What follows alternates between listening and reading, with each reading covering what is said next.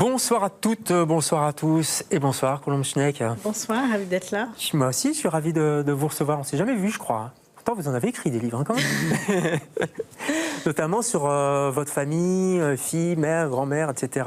Ici, c'est plus, ça s'appelle Philippe et moi, c'est Philippe Roth, évidemment. On va en parler, vous éloigner un peu plus de vous, si je puis dire, quoique, on va en parler. En laissant quand même un peu de mystère, on ne peut pas tout dévoiler. On va commencer par 3 petites questions, si vous voulez bien, Colombe. Questionnaire de Proust, vous répondez un peu du tac au tac. Hein. Si vous étiez, Colombe, un endroit sur la Terre, vous seriez où? Peut-être une plage au bord de la mer Méditerranée. Pourtant, je viens, c'est pas du tout mes origines géographiques, mais je me sens bien au bord de la mer Méditerranée, de la culture, cette culture cosmopolite. Mais c'est vague, hein, c'est grand, la Méditerranée. Il faudrait un endroit précis? Un peu plus précis, peut-être. France, Grèce... Je peux en choisir plusieurs, mais voilà, un bord de mer, un port méditerranéen, que ce soit Alexandrie ou Athènes ou Marseille, quelque chose voilà, qui me... Bon, d'accord. Avec une vie méditerranéenne. Oui. Si vous étiez à une époque... Aujourd'hui, je pense. Aujourd'hui. Ouais. Pourtant, elle est dure. Elle est très, très dure. Elle est très dure. Elle est très dure. Mais je préfère être une fille du 21e que du 20e. En tant que femme, vous voulez dire? Oui. Ça, on peut comprendre. Quoique, c'est pas fini encore. Oui. Hein. Et si vous étiez un roman, une référence de roman, pas de vous, évidemment, ni de Philippe Roth, puisqu'on va en parler. Si je pouvais rester toute ma vie dans un roman, ça serait La recherche du temps perdu de Proust, évidemment, parce que c'est un monde entier. Voilà, il y a tout dans Proust. Vous l'avez fini parce qu'il y a tout le monde dit qu'on l'a lu. Mais... Moi, non seulement, je ne l'avais pas terminé, je l'ai repris il y a 3-4 ans. Et ça y est, c'était mon monde, mon obsession. Il y a tout. Il y a tout. Il y a la politique, il y a le sexe, il y a l'inconscient, la nourriture, enfin tout dans la recherche. Donc voilà, on peut y vivre pendant des années, je pense. Ouais, on n'a pas assez d'une vie pour y être. Allez, on va parler en tout cas du vôtre. Ça s'appelle Philippe et moi, c'est chez Stock et vous êtes l'invité de LCR ce soir.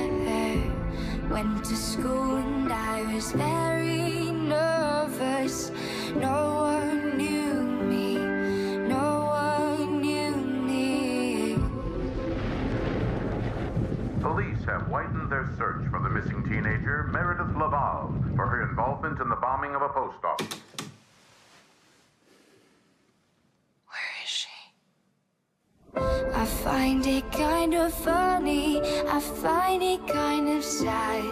The dreams in which I'm dying are the best I've ever had. Find it hard to tell you, I find it hard to take. When people run in circles, it's a very, very mad world. Mad world. Mad world.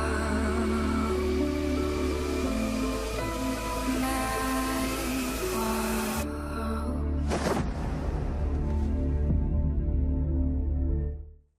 Voilà, bande-annonce du film La pastorale américaine d'Ewan McGregor. Vous ne l'avez pas vu, je crois, celui-là. Hein? Non, en fait, je suis une lectrice de Philippe Roth et toujours gêne avec les films adaptés parce qu'on vous impose une image. C'est compliqué. Il y a un personnage dans La pastorale américaine qui est le suédois, qui est le père de famille. Moi, j'ai une façon de le voir et là, le film impose une autre façon de le... Voilà. C'est une éternelle question hein, de l'adaptation des livres au cinéma. Ici, c'est La pastorale américaine. Plutôt réussi, moi, je trouve, avec on est très en résonance, évidemment, avec ce qui qui se passe aujourd'hui, la société américaine qui tombe peu à peu dans le chaos. Est-ce que vous suivez ça de près? Évidemment, je suis complètement obsédée par ce qui se passe aux États-Unis en ce moment. Je regarde les images, parce qu'on peut voir en direct la violence de ICE, les arrestations.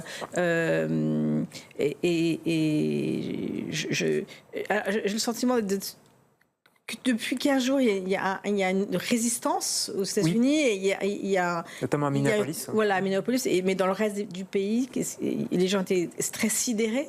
Mais ce qui est incroyable, puisqu'on parle de Philip Roth, dans ses romans, Philip Roth raconte cette violence. Voilà. Et il y a un don de prémonition. Comme mais c'est ça qui est dingue. Il y a ce livre-là, mais il y a aussi Le complot contre l'Amérique, et puis d'autres aussi. Quoi. On a l'impression qu'il était visionnaire, en fait. Oui, parce qu'il raconte la violence de ce pays, la noirceur de ce pays, l'autodestruction. On a la fabrique de la fiction américaine, elle est quand même très... j'adore le cinéma américain, les grands romans américains, mais il y a quelque chose de toujours de... Ça se termine bien. Lui, il nous montrait des histoires qui ne se terminaient pas bien, dans lesquelles il n'y avait pas de sens, il n'y avait pas d'explication, c'était ainsi. Et en allant chercher dans ce qu'il y a de plus noir dans l'histoire des États-Unis. Voilà, il y a, ce qui est la ségrégation avec la tâche, complot contre l'Amérique avec la tentation fasciste aux États-Unis qu'on voit actuellement. On y est, quasi, franchement. Vous avez lu tout, Roth?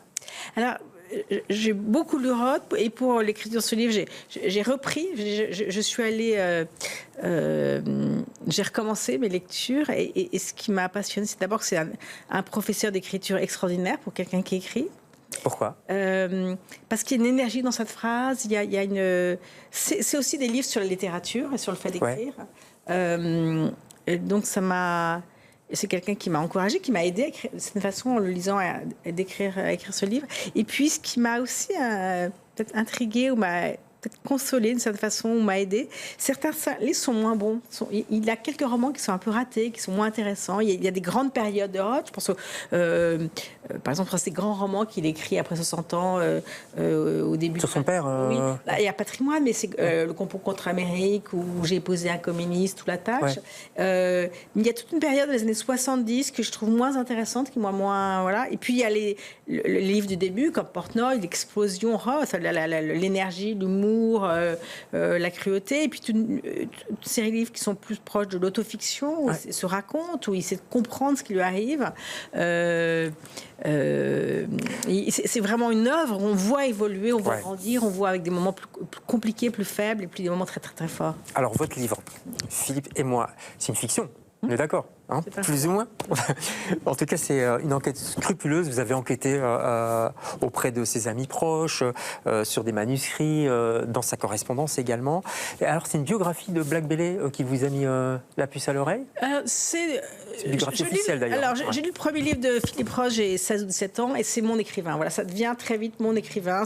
Il raconte ces Juifs américains qui ont échappé à l'Holocauste, et je pense que c'est ça qui me parle. Voilà, ces Juifs américains arrogants, drôles, mal élevés, grossiers, qui ne sont pas discrets, modestes. Il y a quelque chose qui là est très important. Et ça fait longtemps que j'avais envie d'écrire. Je cherchais quelque chose à écrire autour de Philip Roth, mais c'est impossible. Voilà, c'est le plus. C'est une montagne. Comment je pouvais moi. Mais il m'est arrivé. Alors, effectivement, dans la biographie de Black Bailey, qui est sortie il y a 4 ans, je crois, il raconte cette relation avec cette femme d'origine française, Francine Plessis, qui est sa voisine dans Connecticut, et donc il l'accuse de plusieurs choses, et entre autres de l'avoir empêché par ses agissements d'avoir le prix Nobel en l'accusant d'être misogyne. Et puis d'avoir détruit son couple aussi avec Claire Bloom. Et d'avoir détruit son couple avec Claire Bloom. Et je me suis dit, tiens, et Francine, je la lisais dans le New Yorker, j'habitais aux États-Unis quand j'étais plus jeune. Oui, elle est journaliste. Elle est une très bonne journaliste, j'aimais son nom, j'aimais ce qu'elle écrivait. Et j'ai commencé à la relire, voir qui était cette femme qui a été détestée. Et j'avais pas toute l'idée d'écrire un livre, mais j'aime tellement Philip Roth que c'était aussi un moyen d'être avec lui, voilà, de continuer après sa mort à l'entendre. Surtout que cette bio, c'est une bio autorisée, je veux dire, par Philip Roth lui-même. Donc on pouvait pouvait se dire, oui, il n'aime pas beaucoup Francine, même il la hait, enfin c'est amour-haine on va dire, hein, mais c'était pas hyper objectif. Quoi. Oui, alors c'est vraiment un livre sous contrôle. Philippe Roth est quelqu'un qui contrôlait son entourage, qui contrôlait ce qu'on pouvait dire de lui, il ne supportait pas la moindre critique. Et donc, effectivement, c'est un livre qu'il a contrôlé même au-delà de sa mort et qui, d'ailleurs, s'est terminé comme un mauvais roman de Philippe Roth, puisque l'auteur, Blake Bailey, a été accusé de viol et son livre a été cancel, enfin annihilé, supprimé. Des librairies. Donc là, voilà, il y avait là une histoire qui avait été peu exploitée, parce qu'on avait le côté Philippe Roth, c'était Francine, la méchante voisine, mais on n'avait pas le côté de Francine. Et j'ai commencé, à... C'est ça que vous réhabilitez, entre guillemets. Alors là, c'est la romancière qui rentre en action, parce que vous créez une Esther. Elle a 18, 19 ans, peut-être 20 ans, un petit 20 ans. Elle est jeune fille au père. C'est une Française, elle est jeune fille au père chez Francine, c'est ça, hein? Oui, parce que j'ai été jeune fille en père au babysitter, et c'est vraiment un excellent poste d'observation d'une famille. Vous êtes dans l'intimité, vous observez les gens. On ne se méfie pas de vous, vous êtes là pour les enfants et vous voyez... Ah oui, bien sûr. Les grandes oreilles, quoi. Voilà. Ouais. Alors là, on est dans le Connecticut. C'est un peu le Luberon de New York, quoi, non? C'est une très jolie région rurale. Non, mais c'est les artistes, les écrivains. Mais vous avez raison, c'est un endroit où quand même habitent de nombreux autres écrivains, des journalistes réputés. Et puis sur cette route, à côté Philippe Roth, le côté Francine Duplessis. Ouais. Voilà. Esther donc était là quand elle était jeune fille. Elle va retourner sur place. Alors cette fois-ci pour enquêter, pour essayer de comprendre. Ils sont morts tous les deux. Oui. Ils sont morts à 8 mois d'intervalle pour dire qu'il y a un lien qui est fort. Oui, c'est fou ça.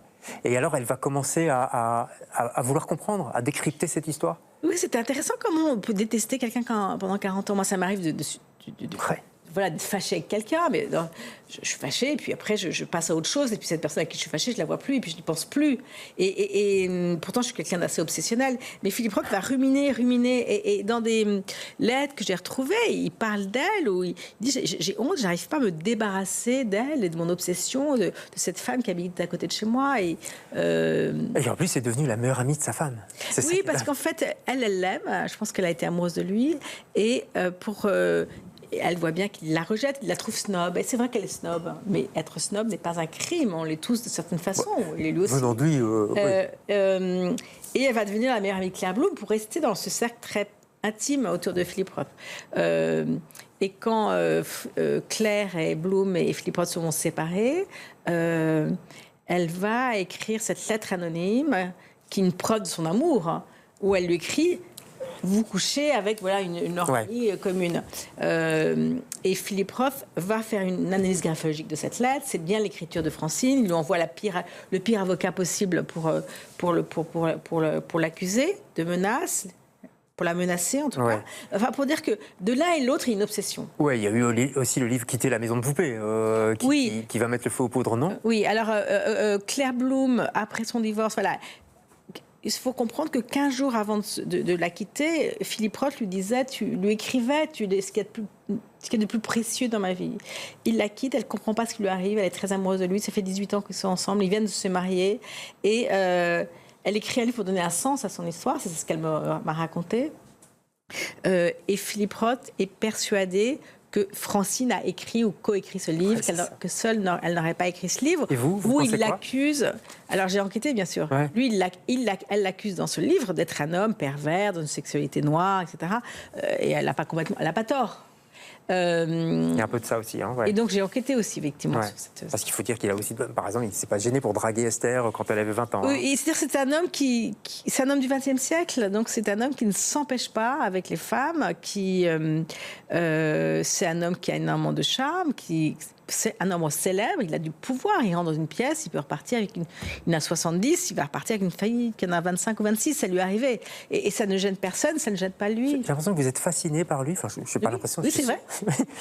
Et vous n'êtes pas la seule, il y a Hasard du calendrier et un livre de Weissman qui est sorti il n'y a pas longtemps sur lui aussi, il fascine encore très fort. Oui, parce que c'est un immense écrivain, qui décrit ce qui se passe aujourd'hui dans le monde et en particulier aux États-Unis. Je crois qu'il a une puissance romanesque comme inégalable. Là, vous avez montré un extrait de La pastorale américaine, mais le roman est prodigieux. C'est-à-dire qu'il raconte l'amour d'un père pour sa fille. C'est extrêmement juste, c'est très très beau. Philippe Roth n'a pas eu d'enfant. Donc, Mais le génie pour arriver à se mettre à la place de ce père, c'est que c'est un génie de l'empathie. Écrire ça sans avoir eu d'enfant, c'est très fort. Je peux vous demander votre livre préféré de Philippe Roth? C'est difficile parce que tout le monde vous pose cette question. Oui, non, c'est pas ça, c'est qu'il y en a beaucoup. J'aime beaucoup le patrimoine, qui est un livre donc sur son père, à la mort de son père.